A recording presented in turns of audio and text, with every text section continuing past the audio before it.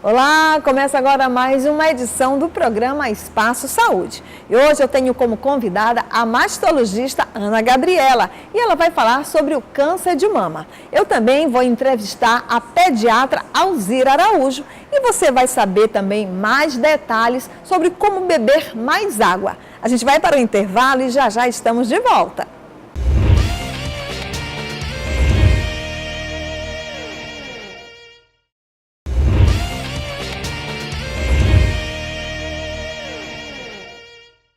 Durante todo esse mês de outubro, diversas campanhas educativas estão sendo realizadas sobre a prevenção contra o câncer de mama. E o programa Espaço Saúde convidou a mastologista Ana Gabriela e ela vai falar mais sobre o assunto. Confira! Olá pessoal, eu sou a doutora Ana Gabriela e nós estamos aqui no Espaço Saúde para falar de temas relacionados ao Outubro Rosa. O Outubro Rosa é uma campanha mundial, não acontece apenas no Brasil, ela começou nos Estados Unidos através de uma luta das pacientes e dos sobreviventes para conscientizar as pessoas da necessidade da prevenção do câncer de mama. E o que seria o câncer de mama, vamos dizer assim? O câncer de mama, na verdade, é uma doença da célula mamária. Em algum momento, essa célula mamária, ela ganha mutações, que são alterações do DNA da célula, e ela perde a capacidade de se autocomandar. Ela perde a capacidade de dizer para ela e para as outras células que são normais de que ela não está bem, que ela está acumulando mutações, que ela está se tornando uma lesão maligna, uma célula maligna diferente das outras. Quando ela perde essa capacidade de autodestruição, ela se torna uma célula maligna e começa a se perpetuar dentro do nosso corpo. Então, o câncer de mama começa na célula. Ela não é uma lesão benigna que por algum motivo sofreu uma transformação, não. O câncer já é câncer desde a primeira célula. Então, com relação aos sintomas, bem, o câncer de mama não é uma doença que dói, né? Não é uma doença que dói. Então, a gente não vai esperar para fazer diagnóstico precoce da doença que a mama tenha alguma sensação dolorosa. A gente só vai ter dor relacionada com câncer de mama quando a gente já está em estágios mais avançados da doença. Então, a manifestação mais comum do câncer de mama realmente é o caroço, é o nódulo, é a sensação de um endurecimento da mama. Também pode ser um edema na mama, que fica tipo como se fosse um edema em casca de laranja, ou quando a gente tem alterações na areola e na papila, no bico do peito, alterações descamativas, você já usou diversos cremes, aquilo ali não melhorou, já foi em diversos dermatologistas, e ali a gente tem que ter um olhar mais cuidadoso para fazer uma biópsia e descartar alterações ali com uma doença de Paget. Muitas pacientes chegam para mim e dizem assim: não, doutora Ana, mas graças a Deus que eu não tenho nenhum caso na família de câncer de mama.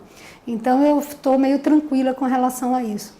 Mas isso não é verdade. Na verdade, o que nós temos? Se nós tivermos 100 mulheres, todas 100 com câncer de mama, 90% dessas pacientes, ou seja, 90 pacientes, não vão ter nenhuma história familiar de câncer de mama. Apenas 10 dessas pacientes vão ter. Então, a grande maioria dos cânceres acontece de forma esporádica, sem menor história familiar associada a isso, né? As pacientes que têm história familiar, mãe, irmão, tia, avó com câncer de mama, a gente tem que ter um olhar um pouquinho mais cuidadoso para essas pacientes. Mas o fato de você não ter história familiar não te protege da ocorrência da doença. E quais são os principais fatores de risco? Aquilo que faz com que você tenha mais chance de vir a ter câncer de mama.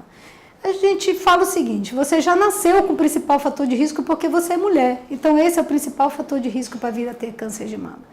Depois nós temos a idade. Quanto mais velhos ficamos, mais chance a gente tem de ter câncer, não só de mama como outros cânceres, né? Além disso, a gente tem o uso de bebida alcoólica, falta de atividade física, que é o sedentarismo, nós temos a obesidade, nós temos a história familiar. Isso tudo são fatores de risco para ter o câncer de mama.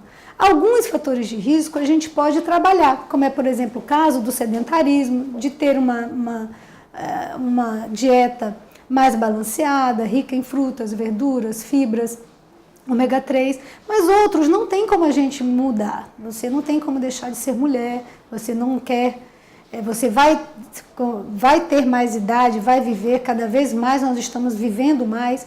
Então, como que eu vou fazer? Vou fazer a minha prevenção secundária, que seria o diagnóstico precoce. uma vez que nós sabemos que quando nós diagnosticamos precocemente o câncer de mama, nós temos chances maiores de 95% de ter cura da doença. Quando a gente fala de diagnóstico precoce da doença, a gente fala na realização de exames, né? Então, só o autoexame, só você se tocar, não é suficiente para você diagnosticar precocemente a doença. Mas é importante você estimular esse autoexame, uma vez que você precisa ter o autocuidado, você tem que se conhecer, conhecer suas mamas. Quando você vai ficando mais velha, a sua mama vai ficando mais gordurosa. E com isso, a mamografia vai ficando mais efetiva para fazer o diagnóstico da doença. Nas pacientes mais jovens, a gente geralmente tem que associar a mamografia com um exame complementar, que no caso é a ultrassonografia. Mas o principal exame, aquele que se você disse que é o gold standard para fazer diagnóstico de câncer de mama, ainda é a realização da mamografia. A periodicidade da mamografia é um tema atualmente muito debatido, né? Porque o Ministério da Saúde coloca para nós que nós precisamos fazer mamografias bienais a partir dos 50 anos.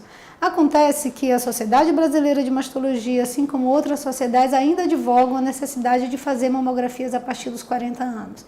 Eu acho que a periodicidade da mamografia é um tema a ser discutido com o seu mastologista.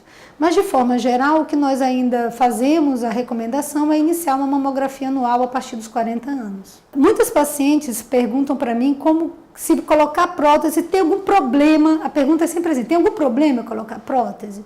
Então, isso é uma coisa que a gente tem que debater muito. Se eu tenho uma história familiar de câncer de mama, se eu tenho mãe, irmão, vó com câncer de mama, colocar a prótese vai dificultar um pouco o diagnóstico e vai ter que agregar outros exames a essa prevenção, a esse diagnóstico precoce. Muitas vezes a gente tem que associar a ressonância magnética a isso. Mas se você não tem, se seu risco é o habitual, é o risco da população, você pode colocar também a prótese. O que você não pode deixar de fazer é de visitar o seu mastologista regularmente, o seu ginecologista. Porque uma vez que você colocou um corpo estranho, você precisa manter a regularidade dos seus exames para você ser, caso venha acontecer o câncer, você ter o diagnóstico precoce. Mas esse câncer não está relacionado com a presença da prótese. A presença da prótese não aumenta a sua chance de ter câncer, que não seja a sua própria chance. Então, quando a gente fala das axilas, né? As axilas sempre tem perguntas muito interessantes sobre as axilas, desodorante e outras coisas. Então, não existe nada relacionado com desodorante, se isso aumenta a sua chance de ter câncer de mama, nem nada disso. Acontece que nas axilas a gente tem os folículos pilosos, às vezes a gente tem foliculites, inflamações, e nas axilas nós temos uma grande quantidade de linfonodos, que são gânglios que fazem parte do nosso sistema imunológico. Esses gânglios, que são as ínguas, né, que todo mundo conhece, eles drenam as células inflamatórias, eles ficam maiorzinhos quando a gente tem problemas inflamatórios. Mas os gânglios também, eles aumentam, no caso das metástases de células tumorais que vão para esses gânglios. Então, se você está com alguma dúvida, é melhor você procurar o seu ginecologista, o seu mastologista, para explicar o que está acontecendo. Se esse aumento do gânglio é por uma questão inflamatória ou se a gente tem alguma outra causa associada a isso. Existe aumento de gânglios linfáticos relacionados com câncer, não só no câncer de mama, existem outros tumores que também aumentam os linfonodos da axila, como é o câncer de pulmão, no caso. Então, a gente precisa conversar direitinho para a gente descartar causas não oncológicas desse aumento desse gânglio. Agora, a grande maioria, para deixar as pessoas tranquilas, a grande maioria das vezes são as causas inflamatórias. Também nós temos as doenças linfáticas, que são os linfomas. Então, por isso é que é importante, aquele gânglio que está ali, que não diminuiu, que permanece, ou que aumentou ele e outros, é importante você procurar um médico para discutir sobre esse assunto. Então, eu espero que eu tenha tirado as dúvidas de vocês. Eu estou aqui com a Jaciene no Espaço Saúde, ela sempre é uma parceira, sempre presente aqui em toda vez que a gente vai falar sobre o Outubro Rosa, sempre comprometida com a causa, eu quero agradecer muito. E qualquer dúvida, vocês podem entrar em contato comigo. O meu e-mail é o gabriela.caldas1971@gmail.com e com a Jaciene, a gente está aqui à disposição para qualquer dúvida. Muito obrigada.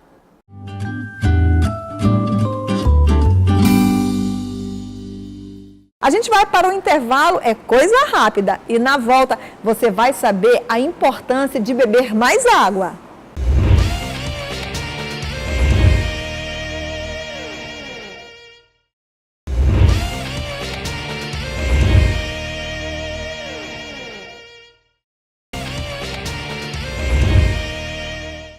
Depois de ver esse vídeo, você vai saber como ficar bem hidratada, com a pele maravilhosa, com o intestino super regulado e com o xixi bem clarinho. Vou te ensinar 4 técnicas para você não esquecer de beber água. Primeiro, tenha sempre água perto dos seus olhos. Assim você não tem que pensar em lembrar, quer dizer, não tem que buscar, tá sempre água aqui. Se você não tá na cadeira, você não trabalha assim sentadinho no escritório e tá sempre andando, põe uma garrafa d'água na sua bolsa, por exemplo. Outra técnica muito legal que eu adoro é esta. Veja, eu tenho as horas que eu tenho que beber, então às 8 da manhã eu acordei, vou ter que dar um grande gole. Às 11 da manhã eu esqueci de olhar e esqueci de beber, pronto, tem que compensar, tem que beber aquela água toda. As etiquetas me lembram. Outra técnica boa, tem umas tampinhas que vem na água, na própria água, que toda vez que você abre e bebe, tem um temporizador, a hora que você fecha, passa meia hora e a tampinha avisa que você tem que beber mais uma vez a água. Se alguém encontrar essa garrafa, essa tampinha, me avisa. Porque eu também não encontrei ainda, mas eu vi na internet, é super legal. Eu gostaria de ter uma dessas. Se você não tem nenhuma dessas ideias sérias pra você, põe um alarme no telefone, no celular. Você tem sempre a hipótese de aquilo toca, né? Pipi, pipi, você vai lá dar um gole d'água. Ou seja, você não pode ter mais desculpa pra não esquecer. Ah, eu esqueço, o tempo passa e eu não lembro. Esgotou essa sua desculpa. Mas se você não consegue beber água porque a água não tem gosto de nada, ou porque você não consegue beber água sem sede, tem uma dica muito boa. Eu entendo isso porque minha tia também não consegue. A tia Flora não consegue beber água, a gente insiste, ela não tem sede e não bebe água, a gente insiste que é preciso. Sabe o que ela faz? O que eu ensinei pra ela, que funciona muito bem? Limão na água. Olha, tem gente que aromatiza a água com limão, com pepino, pode parecer estranho, mas bota rodelas de pepino, tipo isso que eu fiz com limão. Coloca na água o pepino, folha de hortelã, não precisa triturar nem nada, põe na água. E em pouco tempo a água fica com um cheirinho daquela coisa que você pôs na água. Agora, se você só consegue beber refrigerante, eu tenho uma dica super legal pra você, que é fazer um chá mate, um chá preto, ok? Então, imagina só, você faz um chá preto, eu fiz aqui um bem escuro, eu gosto dele bem escuro e geladinho, né? Depois esfria. E sabe o que eu coloco? Pra dar aquela sensação que é refrigerante? Água com gás. Então, eu ainda coloco 2 ou 3 gotinhas de limão. E tá feito. Mesmo, é muito bom, parece refrigerante. É excelente, é só água, não tem açúcar nenhum, mas tem aquelas bolinhas. O segredo pra você saber se tá bebendo água suficiente é a cor do seu xixi. Se a sua urina tiver com um amarelo bem clarinho, quase transparente, você está bebendo água direitinho. Quanto maior for a pessoa, maior a necessidade de água que ela precisa beber. Mas, se você sua pra caramba na academia de ginástica, se é verão, se você vomitou, se você está com diarreia, você precisa de muito mais água.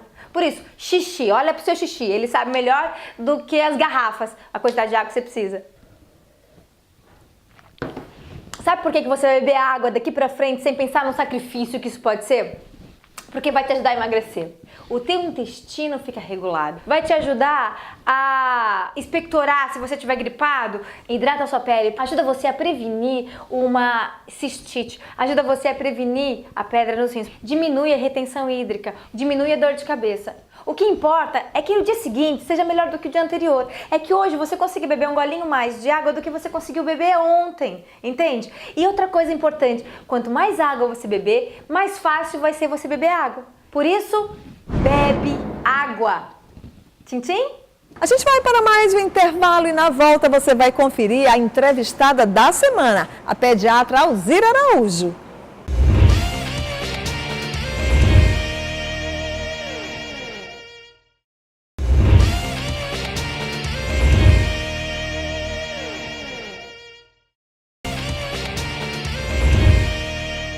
A minha entrevistada desta semana é a pediatra Alzira Araújo. Ela que já está há mais de 15 anos na profissão e também atuando há 11 anos dentro da UTI pediátrica.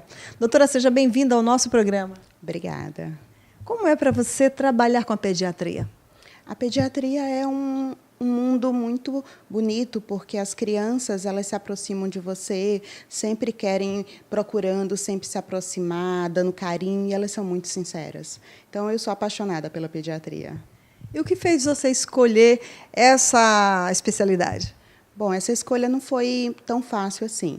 Durante a faculdade, durante a formação, eu passei por várias especialidades, dentre elas a cirurgia, a bariátrica, acompanhei vários profissionais, mas quando eu passei pela pediatria, eu me encontrei.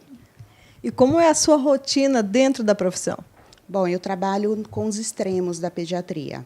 Eu faço tanto a puericultura no consultório, eu acompanho as crianças saudáveis, as crianças na rotina, no acompanhamento mensal, desde o nascimento até 15, 16 anos, dentro do consultório. E o meu outro extremo é a UTI, onde eu acompanho as crianças graves, as crianças mais doentes, as crianças que estão naquele extremo da doença, com as patologias mais graves que existem. Então, eu trabalho com o público variando do público saudável ao público grave. E como você se sente vendo esse extremo, principalmente dentro de uma UTI pediátrica, onde a gente sabe que os pais ficam naquela ansiedade e colocam até na mão dos médicos, muitas das vezes, né, essa questão da vida dos filhos? Isso é uma verdade. Mas, assim, lidar na pediatria é uma coisa, dentro da UTI principalmente, é uma coisa muito apaixonante. As pessoas podem não entender muito bem isso, mas o que quer dizer isso? Você lida com o bem mais precioso daquela família, às vezes o único, e a família realmente entrega aquela pessoa para você, aquela criança, ela confia em você, e a gente acompanhando aquilo, a gente lida com milagres.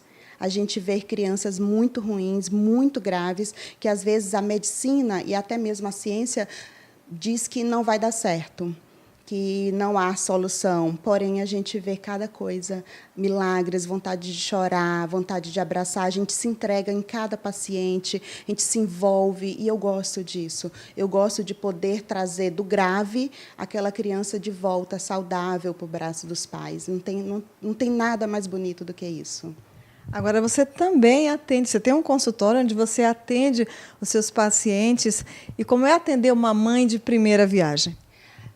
Às vezes é um pouquinho complicado, mas, assim, basta ter paciência. Eu acho que o que elas procuram no consultório, na realidade, é alguém que as ampare, alguém que diga que estou aqui para tirar suas dúvidas, estou aqui para esclarecer tudo aquilo que você precisar. No momento em que você estiver ansiosa, que você estiver em dúvida, me procure, porque realmente não é fácil você lidar com um bebê pela primeira vez, onde hoje em dia existe uma internet aberta, onde existem grupos, onde cada um fala uma coisa. Já antigamente era a avó, o tio, a tia, aquelas pessoas que davam opiniões diferentes. Hoje em dia é um mundo que dá várias e várias opiniões, e a mãe fica insegura em quem acreditar, em quem confiar, o que é verdade, o que não é. Então, elas chegam muito angustiadas.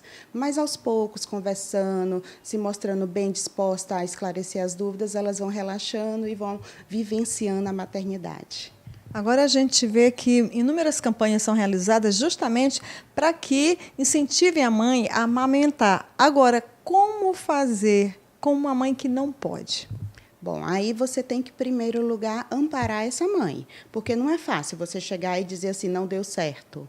Em primeiro lugar, tentar, perguntar se ela quer, se é essa a vontade dela, porque, às vezes, ela chega tão exausta, ela já veio de vários locais, ela já passou por várias coisas, ela já tentou, já foi em banco de leite, já foi em outros médicos, ela já chega tão exausta que ela chega dizendo assim, eu não aguento mais, não, eu quero outra solução. Então, você oferece as opções para ela, mas, ao mesma forma, você chega e diz, se não der, não deu, não vai fazer você menos mãe. Você vai continuar sendo mãe, você vai continuar dando amor e você vai continuar sendo a pessoa mais importante na vida da criança. Agora, você é pediatra 24 horas por dia ou tem algum momento que você consegue tirar para você? Bom, não, sou pediatra 24 horas, porém existem alguns horários que eu dedico às minhas filhas, à minha família, ao meu marido, que principalmente no horário de dormir. A gente costuma ter uma rotina bem legal em casa, onde a gente se dedica às meninas, a contar história, ler histórias, fazer um bate-papo noturno, e elas criaram muito esse hábito. E nesse horário que eu estou com elas, eu me desligo um pouquinho do celular, porque pertenço a elas esse momento. Mas, no geral, eu estou ligada o tempo todo na pediatria. Agora, as suas pacientes, elas costumam estar entrando em contato, tirar dúvidas, ou então, tipo assim, de madrugada, doutora, eu estou preocupada, será que você pode me ajudar? Sim, elas tiram muitas dúvidas. Eu até peço para que elas tirem dúvidas comigo, porque é melhor comigo do que com a internet, ou então com grupos. Então, nem sempre eu vou poder responder de imediato, até também porque, como eu estou na UTI também, às vezes eu estou em urgências, eu estou atendendo um paciente muito grave, aqui mesmo atendendo, eu não paro o atendimento para atender celular, porque eu acho que aquele momento é um respeito ao paciente, é um respeito a quem está aqui naquele horário. Então, quando eu termino todo o meu atendimento, eu vou no celular e respondo às mães. E eu gosto de tirar as dúvidas, porque eu acho importante, eu acho que isso cria um vínculo importante para elas. Agora, gente, a doutora Alzira, ela gosta de crossfit e a gente vê que nos seus exercícios são coisas assim, exercícios bem difíceis, hein? Bom, na realidade, para quem trabalha, para quem faz crossfit, isso não é tão difícil assim, não. É uma questão de prática. E ainda tenho muito a aprender. E eu gosto também de academia. Um dia eu vou para a academia, outro dia eu vou para o crossfit, porque eu priorizo bastante o peso, essa questão do levantar peso, do treinar academia. O crossfit eu uso muito como um momento de socialização, um momento de aeróbico, e é uma coisa que eu tenho gostado muito, uma coisa que tem me fascinado. Doutora Alzira, a gente agradece a participação em nosso programa e muito obrigada por nos receber. Muito obrigada, o prazer foi meu.